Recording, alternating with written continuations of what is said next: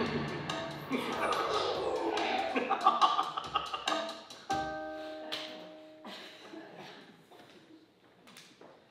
welcome to Connect Church. If you're new here, my name is Daniel. You didn't get to meet my wife this morning. She is actually in Minneapolis this morning. She left at 5 a.m. She got on an airplane. She's on a business trip, so she couldn't be here. But this will be actually a couple things as we're getting started. This is actually going to be my last week for just a couple of weeks. If you haven't been around, my wife and I were going to be taking a 1-month sabbatical. We're taking just 4 weeks just to rest, focus on our family, not do ministry for the first time for a month in 4 or 5 years. So we're just taking some time as a family just to rest. So if you come next week and we're not here, that's the reason. Everything is still normal. Everything is still okay. We will be back. We're not abandoning and ditching the church. So just if you're here and it's a little different, that's what's going on. We got some guest speakers lined up to come give the word, and everything will function as normal while we're gone. But we are actually, if you want to write this down, I said this last week, I'm going to say it again, just to make sure everybody is on the same page. As of tomorrow morning is when the sabbatical starts, basically. So Monday morning, tomorrow, and we're going to be gone through Sunday, December 8th.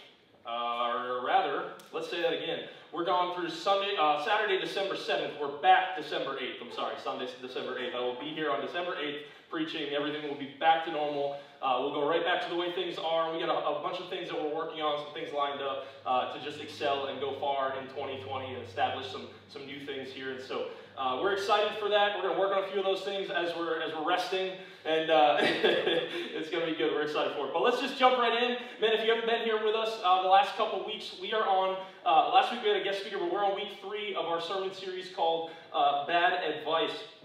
And also, oh man, I missed something. Dang it, here we go. Last thing, so after church, I'm messing this all up, I'm sorry.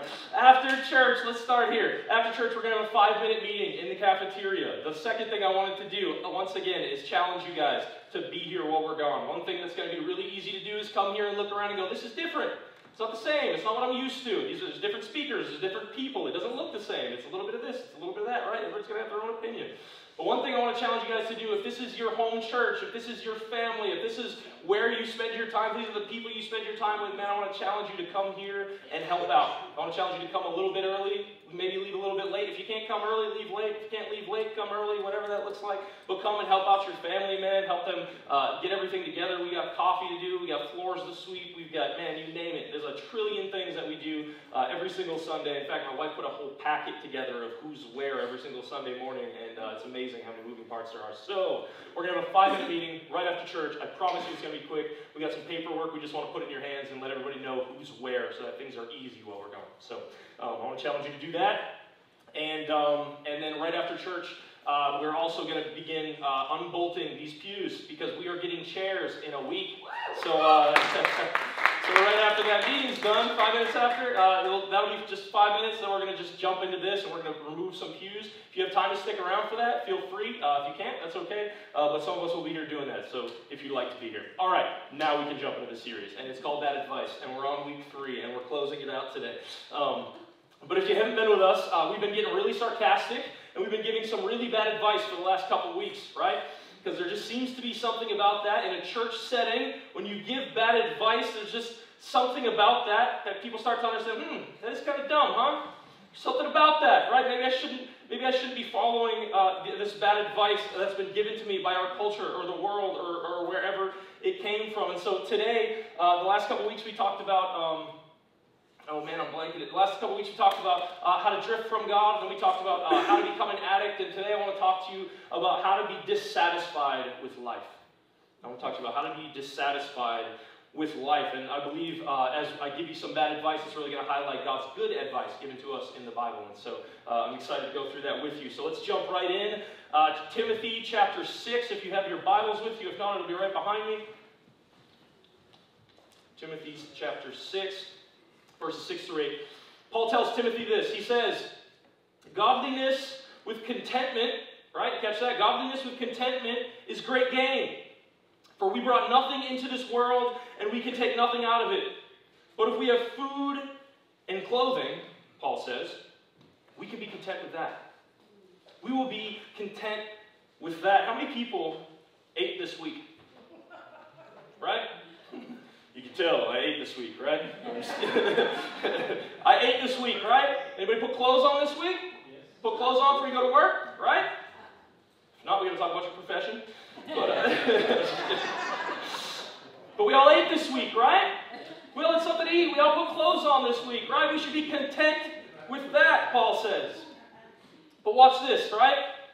Can I show you something cool? Show you a little trick, if I can find it. I lost my trick. There's my trick. Who wants $5? There it is. There you go. It's Paul's. I saw his head first. Ready? Oh. Discontentment. Right? Discontentment's yours. Somebody give that to him. I'm sorry. I couldn't get it to you. I'm trying. Right?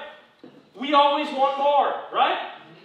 Right? We always want more. You can put up any amount of money at any point. If that was $1, if that was a quarter, somebody would raise their hand. Right? Somebody would have. Why? We always want more. I'm sorry, Paul. It's not your fault. Anybody would raise their hand. Many other people did. I just saw yours first. I'm like, please don't be a guest who raises their hand, right? I'm going to act like I didn't see him. No. But this is the bad advice our culture has given us, that if we have more, then we're going to be happy. If you have more, just a little bit more, everything's going to be okay. If you have just a little bit more, right? Just a little bit more, just $5, just a quarter, right? Get just a little bit more. The Gallup poll, if you've ever heard of them, the Gallup poll did a study. They found that if you earn $30,000 a year or less, that you think $74,000 a year would be enough to live on, and it would make you happy. That's what the Gallup poll tells us. They've interviewed a trillion different people. They said people who made $50,000 a year, most of them said it would take $100,000 a year for them to be happy and be content, right? Have everything they've ever wanted. And some of you, man, at some point in your life, man, you thought the same thing, right? You thought, man, $100,000, I could go real far. I could have a lot of things. I could do the things that I want to do with my life. But all of a sudden, now you're making that combined with your spouse, and after a mortgage payment and a car payment, and that one toy you bought that you get to take out every 3 months to use, right? Your 2 kids in college, saving to retire at 65 years old. All of a sudden, $100,000 doesn't seem quite so much money anymore, right? Seems like a little less than it used to when you dreamed of that number, right? Not quite what you expected. So what's the answer? What is the answer? What do we need? How much do we need? How much money do we need to be happy? And the answer they found to that question was just a little bit more. It's always just a little bit more. No matter what pay scale you come from, no matter whether you're homeless or a millionaire, just a little bit more. Jesus told a parable in Luke 12, verse 16, if you have your Bibles. And it captivates where many of us are probably at spiritually speaking. And he tells them this parable.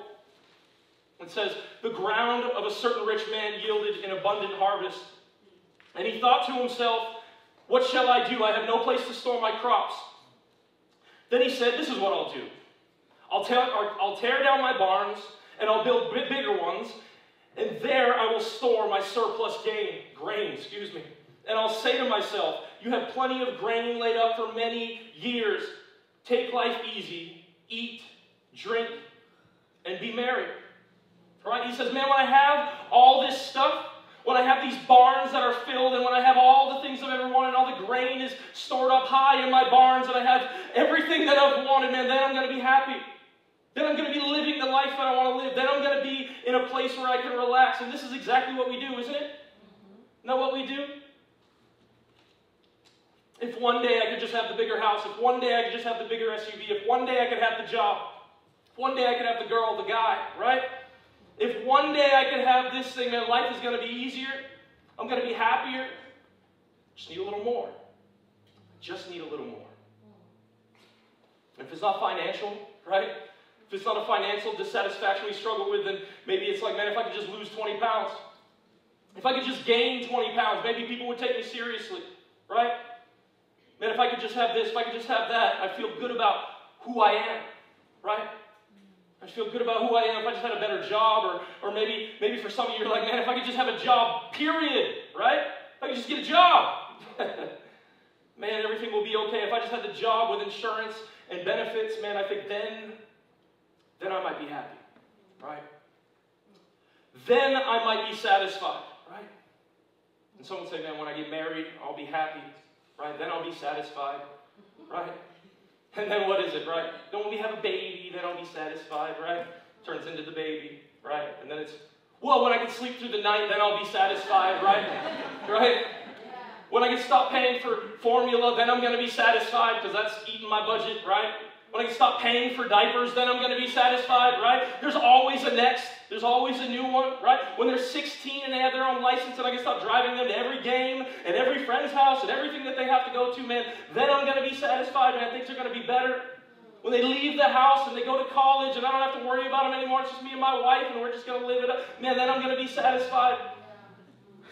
When are we satisfied? The list just goes on and on. Luke 12, chapter 20. Luke chapter 20, verse 12. I'm going to try this again. Luke chapter 12, verse 20 and 21. But God said to the man, he's talking to this guy, but God said to the man, you fool, this very night your life will be demanded from you. And this is how it will be with whoever stores up things for themselves, but is not rich towards God. Isn't it funny how so many people think, man, more things will make me happy. More things will make me happy. More things will make me happy. I'll be satisfied, man. More things will bring more meaning to my life, and yet we never really pursue the riches that come from God. So what I want to do is I want to get sarcastic with you for a third week in a row and jump right into this mess. You ready? All right, cool. I'm ready. You ready? Yeah. You ready? Yeah. This is lame. You ready? Yeah. All right, thank you. We're going to get this right. Rose, you're next, all right? You didn't say nothing. I saw you. You get it. She's taking notes. I'm just teasing. What'd you say? Oh, you did say it? Oh, I missed it. But so many people think, man, it's just going to make us happy. So here we go. You ready? Are you tired of waking up every single morning wishing you had less blessings from God? Are you tired of waking up every single morning with purpose and meaning to your life, right? Are you tired of living with overwhelming amounts of joy that God gives you every single day and using your gifts to further the kingdom and living this life with people that you go to church with and people that love you and care about you and want to see you succeed? If you're tired of all that, man, I want to show you in 4 easy steps how to ruin everything, how to be completely dissatisfied with your life. So if you want to write this down, today may not be your day to blow it, but it may be coming soon. So number 1, focus on being ungrateful. Number 1, focus on being ungrateful.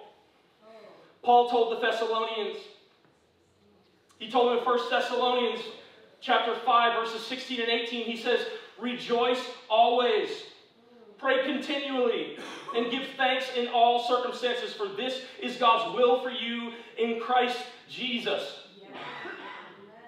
But we ain't doing all that, right? That's not what we're doing this morning, right? Rejoice always, pray continually, give thanks in everything. Are you kidding me? There's no way, right? Don't do that. We want to complain always, right? Complain always. Gripe continually, right? Gripe continually and find fault in everyone you know, everywhere you go.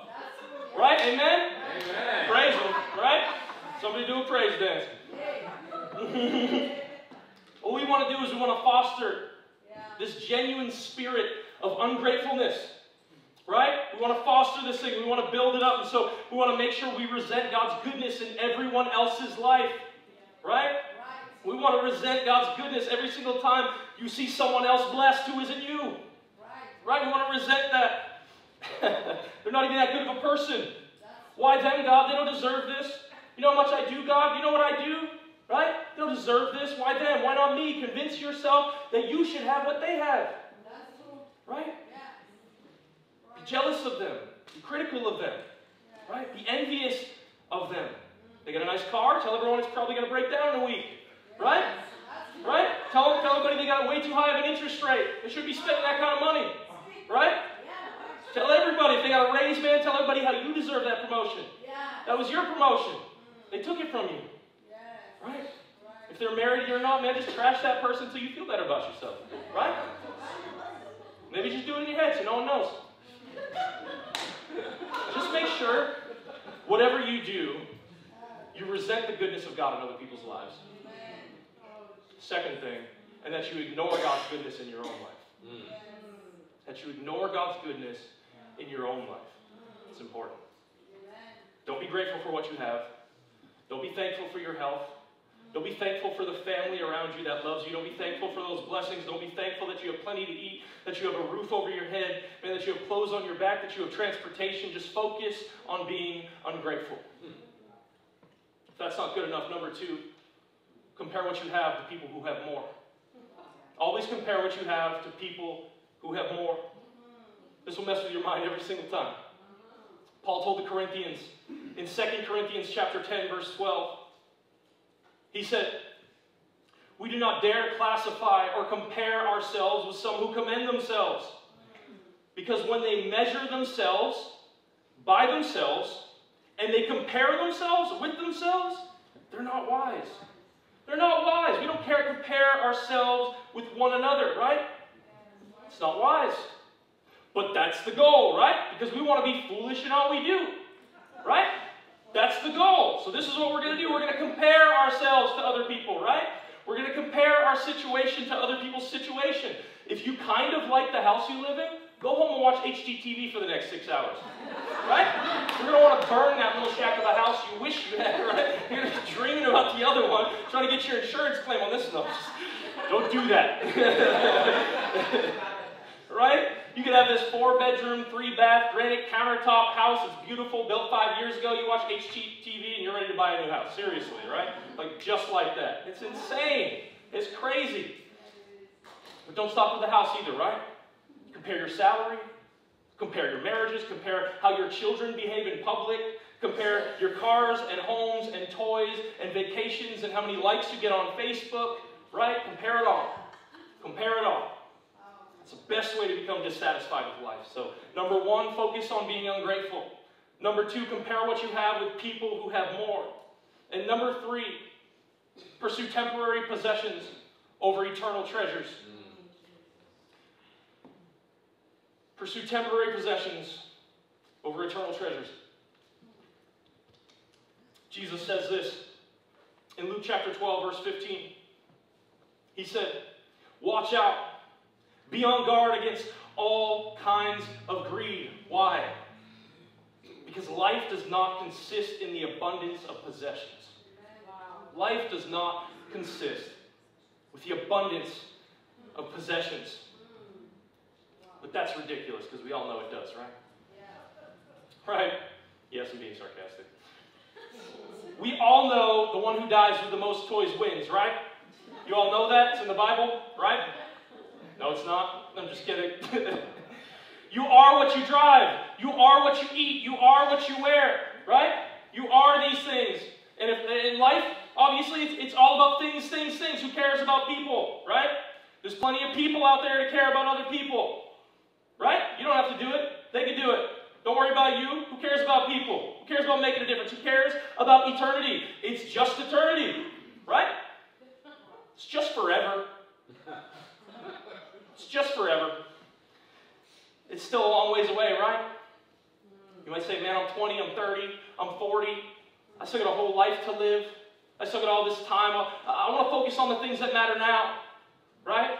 I want to do what I want now. I'm not going to settle for the eternal. I'm not going to settle for things that continue on and on and on and on and on forevermore, right? Infinity and beyond. Sheesh. Never-ending blessings of God. Why would you settle for those? Why would you settle for the never-ending blessings of God when you could settle for the things that hardly matter in this life? Right? You want to be dissatisfied? Let's think short-term. Let's focus on the mundane. Let's just keep telling ourselves, more is better, more is better, more is better, more is better. I want that, I want that, I want that, I want that, right? Just keep telling ourselves that. I need more, and I need it right now, right? I can't wait a week. I can't wait a month. I need it today. Satisfaction comes through pursuing temporary possessions over eternal treasures. And number 4, develop an attitude of entitlement. Develop an attitude of entitlement. Romans chapter 6, verse 23 says, for the wages of sin is death. Right? The cost of your sin, The rebelliousness against God is called sin, right? The cost of that sin is death. God owes you death. Yet he sent his son Jesus, right? But he owes you death. And that's what Paul's saying here. Paul's trying to tell us, he's saying, you know what you deserve? You deserve death. You deserve any of these things you wish you wanted. All these things you go after. You deserve death. That's what you deserve. But this is bad advice. So you've had a rough life. You deserve more. Just keep going after it.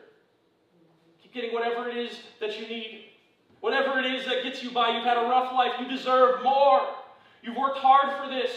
You've worked many years. You've broken your back. You've done a lot of physical labor. You've done many, many things to get yourself into the position that you're in. You've always worked hard. You've always done the right thing. You deserve this. You deserve those new shoes. You deserve the outfit that goes with the shoes. You deserve the car, the boat. You deserve that night to let loose with your friends. You deserve that half-gallon of Rocky Road ice cream because it's been a really hard week. Right? We deserve it. You want to be dissatisfied with your life forever? Foster that attitude of deserving. Foster that attitude of entitlement. Keep telling yourself that you deserve the things that you're getting. Right? It's a good way to do it. In fact, if you can, go home today. Ready for this? Go home today. Pull up in your car, pull up to your garage and hit that button right above you, right? And watch the door open and pull into that little home for your car, right? Your car's got its own little home. Right? Pull in. Get out of your car, complain about the fact that it doesn't have heated seats, right? Walk into your house, never having to step outside in the cold, right? Just straight from the garage to the home, and go in the house to your climate-controlled house and go sit on your big, comfy couch that most of the world can't afford, and go sit down and stream something on Netflix, Hulu, Apple Plus, Amazon Prime. Where do I stop? Anything else? Right? Go stream something, sit down, relax for a little while, and then once it's time, once you go upstairs, go to your bedroom right beside your big memory foam bed and go into your closet and stand there and stare at the millions of clothes in front of you for 20 minutes and go, this sucks. Go ahead. I have nothing to wear. I have nothing to wear. What do you mean? Right? We all do it. It's insane. I only have 40 shirts and 10 pairs of pants, right? Like, oh my goodness, I have nothing to wear. It's insane. Every single day, practice that. Practice that every single day. In no time, you will be the most entitled person on the planet. Keep doing it every single day, man. Breathe. All right, so that's been really fun. I'm done being sarcastic now. We're gonna keep moving, and I'm glad I never have to do that again. But the truth is, it's really hard to do. The truth is, we compare ourselves all day long. We compare our lives all day long. We do it constantly. All day long. We focus on what we don't have rather than what we do. We constantly focus on the things that we don't own instead of the things that we already have, and we are incredibly ungrateful as a people, as a country, as a society. And the truth is, whether you're listening to this on a recording, whether you're in this room today, man, every single person in this room is incredibly blessed. Is incredibly, incredibly blessed to have the things that we have. And man, if you drove here this morning, you're one of the richest people on the planet. Right? If you got picked up by somebody who drove here this morning, you're still one of the richest people on the planet. Right? It's insane. You have access to clothes and food and heat and internet. You are incredibly blessed to 90% of the world, 80% of the world. It's insane. Most people on our planet would look at us and say, man, you don't have the right to have a bad day. Right? You've never seen a bad day. But the truth is, oftentimes, the more we have, the more ungrateful we are for what we have. So what I want to do is I want to zero in on one big thought. We're just going to tie these 3 weeks in together, and if you haven't been here for the last 3 weeks, I believe this will help to bring some revelation to these things. But I once heard this quote: how you live reveals what you believe. How you live reveals what you believe. In other words, don't tell me what you believe, show me what you believe, right? Your actions, they often show what you truly believe. Not every single time, but very, very often. And I believe for many of us, man, if our actions, if they could literally speak, I believe for many of us, I believe it's possible that our actions might actually say, man, what Christ has to offer isn't as good as what the world has to offer. Right? What Christ has over here, like it's great and all, like it's just not as good as this side. It's just not as good as all these other things. Many people would say, if you go back to week 1, we talked about how to drift from God, right? We said, man, if God is the source of everything, if Jesus, if He's the source of life, if He's the source of everything that we are, and yet we see these little shiny things, and we chase them all over the place, right? We follow them, we pursue them, and eventually, man, we recognize that we've drifted away, right? We sort of tend to take our eyes off of who He is, and we start to chase these other little things in life that we think is going to satisfy us. We think it's going to bring some meaning to this life, and it never actually does. But every single time we turn around, we realize that we've drifted from the only one who does bring meaning to this life. Yes. Yes. And in week 2, we talked about how to become an addict. And we talked about how God offers peace, man. About how He offers peace, and we know that God is the answer to our anxiety. He's the source for everything that we need. But suddenly, something in a bottle, man, it says, if you have me, you'll be able to relax, right? If you just have me, you'll be able to relax. Everything, it's going to be okay. Everything's going to be fine, right? Or the pill says, man, if you have me, this is going to be fun. Right? This is going to be good. This is going to be something that you need. If you smoke me, you'll be able to do this, right? If you go to the track and place that bet, man, you're going to get a rush, and you're going to get that adrenaline, you're going to get that hit, the thing that you need, whatever it is, right? Go after that thing, go get it, and that's going to make you satisfied. Our behavior reveals what we believe. The truth is, many of us, we probably don't believe that what Jesus offers is as good as what the world offers. And so today we're talking about how to become dissatisfied. The Bible tells us that Christ is life. That Christ is what matters most, right? And yet the way we live says, but if I had that car, but if I had that toy, but if I had that house, if I lived there, if I knew that person, if I had that girl, if I had that guy, if I had that, right? If I just had those new shoes, man, then I'd be satisfied. Then I'd be satisfied. Then I'd have what matters, and we just continue to live out this life under bad advice. Right? Here's what I want to do, man. I want to encourage you to have gratitude. Yes. I want to encourage you to have gratitude. I want to encourage you to be thankful for what God's already done in your life. Yes. Already to this day. Right? I want to encourage you to have gratitude. And the reason we need it is because I love this saying, gratitude turns what we already have into enough. Gratitude turns what we already have into enough. I'm going to say that one more time. Gratitude turns what we already have into enough. And I love this saying. It's not happy people who are grateful. It's grateful people who are happy. Right? It's not happy people who are grateful. It's grateful people who are happy. Philippians chapter 3, verses 7 and 8. Paul is talking to the church of Philippi, and he says, but whatever were gains to me, I now consider loss for the sake of Christ. But whatever gains to me, I now consider loss for the sake of Christ. Now, if you know anything about Paul, you know he was really into his titles. He was really into his accomplishments. He was really into all that he had done in his life, right? He's constantly comparing himself against others. And Paul, he's saying to these guys, he's saying, man, the older I get, the more wisdom I gain, the more I evaluate my life, the more I recognize what my life is and compared to eternity, the more I grow, the closer I get to Jesus, the more I recognize what holds true value. I recognize what has value, and it's not my accomplishments. It's not all that I've done. It's not all that I want to accumulate. It's not all the things that I wish I had. Paul's like, man, the things I used to think were pretty cool, now I consider those exact same things a loss.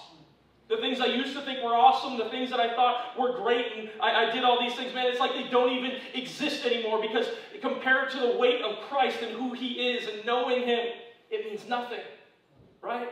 It's nothing. Compared to Christ, I don't care about these things at all, because Christ is so much bigger, He's greater, He's stronger, right? What are these accomplishments compared to Christ? That's what Paul's saying, and so he continues in verse 8, and he says, what is more? I consider everything a loss because of the surpassing worth of knowing Christ Jesus my Lord, for whose sake I have lost all things. I consider them garbage that I gain Christ. I consider them garbage. He's talking about his accomplishments. Talking about all the things he's done in his life, right? Like, I consider them garbage that I may gain Christ. He says, man, I consider everything else a loss because of the surpassing worth of knowing Jesus as my Lord. How many know, man, when you know Jesus in an intimate way, you connect with him. It's different. Yes. It's not just knowing about him from a distance and that there's this God over here somewhere, but that you literally know him. Yes. You know him. The Spirit leads you. His word, it begins to guide you, right? His presence goes before you. It empowers you. And all of a sudden, you're not doing life on your own anymore. Right? The Spirit is guiding you. He's walking with you. He's pushing you. And all of a sudden, you're walking with people. Right? You're walking with other people on the same journey, on the same mission. Right? Going with the same purpose. And when you wake up in the morning, man, you wake up with purpose. You wake up with a reason to be alive. Right? You wake up with purpose because you're no longer living for the temporary things of this world that are just going to make you feel good for a moment and then disappear and make you regret it all over again. Right? But now you live for the eternal things. And the stuff we used to love, the stuff we thought would satisfy, man, it just begins to slowly fade away. You ever notice that with sin? Right? As you fall deeper and deeper in love with Jesus and you grow closer and closer to him and you're praying, you're reading your word, you're drawing close to him, you're around other Christians who are building you up, you're going to church, you're doing your thing, right? As that happens and as you're falling deeper, deeper in love with him, man, sin just starts to kind of crumble. Just kind of starts to fall by the wayside. It just kind of happens. Some stuff is a battle, but man, you'll be amazed at the things God will do just through pursuing him. Just through going after him. And all of a sudden, nothing else matters as much as it used to. And the stuff we used to love, the stuff we thought used to satisfy, right? Or that might satisfy, it just begins to slowly fade. And suddenly you begin to look at people and you say, man, you're so much better than what I used to live for, right? You're so much better than this car that I wanted, right? You start looking at people differently. Man, you matter so much more than these pretty little things that I used to chase, right? You matter so much more to me than time, than money and material things and all the things of this world that used to tempt me. Man, you're worth so much more, right? Your position on people changes. And instead of constantly browsing the internet to see, man, what can I buy next? What can I have next? What can I consume next, right? You start looking around, you start looking at that wardrobe, and you start going, man, who can I bless next? Right? I have so many clothes. I used to think I had nothing, but man, I have so many. Who can I bless? Who can I give this to? Who could use these things? Who would wear these clothes that I stare at and say I have nothing, right? All of a sudden, people matter a lot more than a pair of jeans. All of a sudden, people matter a lot more than your bank account. All of a sudden, instead of looking at your bank account trying to figure out how much you could spend on the things you want, you start looking and saying, man, who can I support? Who can I love on? Who's in need of this? Who can I give to next? Maybe I'll just stop complaining that I don't have heated seats in my car and start thanking God that I have a car I can use for his glory. Amen. All of a sudden, you begin paying attention to the things that you once took for granted, and you start using these gifts that God's placed in your hands in a way that you never used them before. It changes everything. But Paul said, man, I consider everything a loss. I consider everything else garbage in comparison to knowing my Savior, Jesus Christ, personally in an intimate relationship every single day. Because Jesus will always be more than enough. Amen. Let's pray. Father, thank you for your word. God, I thank you that you are not just enough, but God, that you are more than enough. God, I thank you that you promise us that the work that you started in us would be finished, that you would complete it. God, I feel just this weight of people who are believing, God, that they are just so far outside of you that they could never find you. God, I pray that you break that stronghold over their mind right now.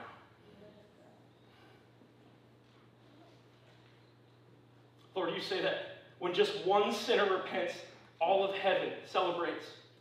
Like a massive party takes place in heaven for just one person. So, Father, I pray this morning, God, as we're repenting, as we're giving these things to you, and as we're saying, God, change our hearts, heal us. God, I pray that you would do it. Father, I pray that for those who are hurting right now and those who are in need of a touch from you, God, that you would just be all that they need. Father, we love you, we praise you, we thank you for everything that you're doing in this place. And we thank you for the many miracles that are coming in 2020. We love you, we thank you. In Jesus' name, amen. Love you guys.